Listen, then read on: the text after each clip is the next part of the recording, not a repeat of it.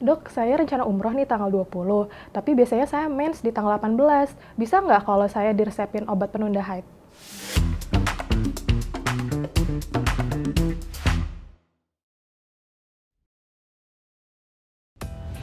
Halo dokter, beribadah ke Tanah Suci tentu merupakan impian semua umat Islam.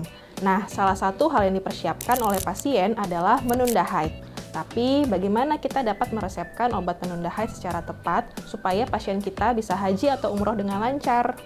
Pemilihan obat penunda haid ini bergantung pada preferensi orang dan ada tidaknya kontraindikasi. Yuk kita bahas! Di Indonesia, obat yang biasanya tersedia di pasaran itu mengandung progestin seperti normegestrol asetat dan noretisteron, serta pil kontrasepsi kombinasi. Nah, untuk pemilihan obat penunda haid ini harus kita sesuaikan dengan profil klinis tiap pasien. Jadi, pertama, tanyakan dulu nih ke pasien mengenai riwayat menstruasinya. Hal ini mencakup bagaimana siklus menstruasi, kapan haid terakhir, serta berapa hari jarak dengan haid sebelumnya.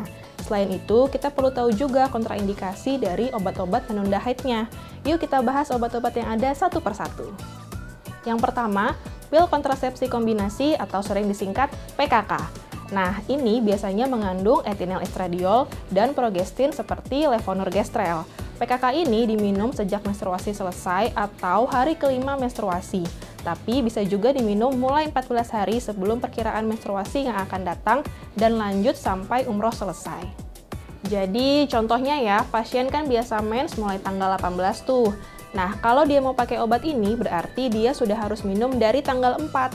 Atau misalnya pasien pengen mempercepat menstruasinya, jadi dia sudah selesai menstruasi sebelum umroh.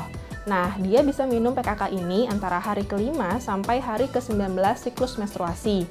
Jadinya dia bakal menstruasi lebih cepat, sekitar 6 hari lebih awal dari menstruasi berikutnya. Si PKK yang mengandung minimal 20 mikrogram etinyl estradiol ini tuh udah dibilang sebagai terapi penunda haid yang paling efektif loh. Cuma dokter perlu waspada kontraindikasinya sebelum meresepkan ke pasien, yaitu ada riwayat tromboemboli, penyakit kardiovaskular, kanker payudara, atau pengobatan TB. PKK ini nggak boleh diberikan ya. Untuk belajar tentang dosis-dosis pemberian pil penunda haid ini, bisa dokter baca di artikel obat di aplikasi Alomedica loh. Tersedia juga artikel penyakit, tindakan medis, CMI, sampai tempat diskusi ke sesama dokter se-Indonesia. So, tunggu apa lagi? Download aplikasinya sekarang. 2. Noretisteron. Jadi, ini pil yang mengandung progestin dan paling umum dipakai buat penunda haid. Untuk menunda haid, noretisteron 5 mg ini diminum 3 kali sehari. Konsumsinya dimulai dari 3 hari sebelum perkiraan tanggal menstruasi, terus dilanjutkan sampai 14 hari. Jadi untuk pasien kita, dia harus minum dari tanggal 15 sampai tanggal 29 kalau pakai obat ini. Tapi obat noretisteron ini nggak boleh untuk pasien yang punya riwayat kanker payudara, kanker serviks, kanker hati, penyakit tromboemboli, dan nggak boleh untuk pasien yang sedang hamil. 3. Normegestrol asetat. Normegestrol asetat ini terbukti efektif untuk menekan aktivitas gonadotropik dan proses ovulasi pada wanita dengan siklus menstruasi normal. Dosis yang biasa diberikan kepada pasien adalah 5 mg yang dikonsumsi selama 10 hari dalam satu siklus menstruasi yang dimulai dari hari ke-16 sampai hari ke-25 siklus menstruasi. Berarti kalau di bulan ini di hari pertama menstruasinya tanggal 18, dia perlu minum mulai di tanggal 5 sampai tanggal 14 di bulan depan ya. Oke, itu tadi pembahasan kita tentang opsi regimen penunda haid.